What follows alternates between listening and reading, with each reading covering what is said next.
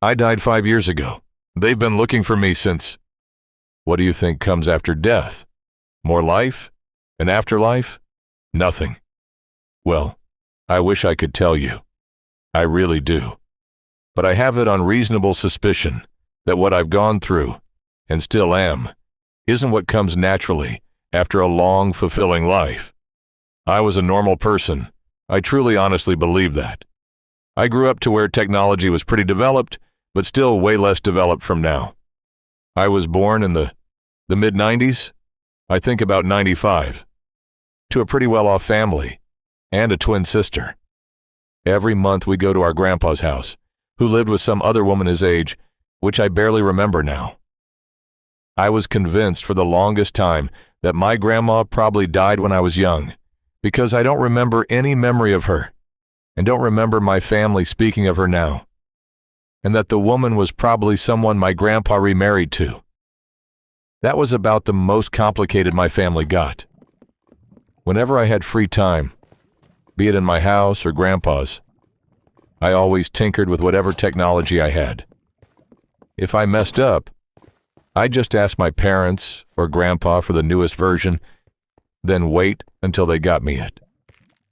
My sister always said I'd never meet a girl when I was cooped up all day.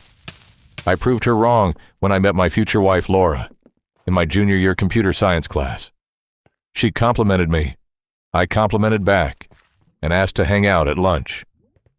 We started to talk and hang out more until we just settled on a real date and we hit it off, eventually becoming a couple, again to the surprise to my sister, who'd been convinced I'd actually marry a computer.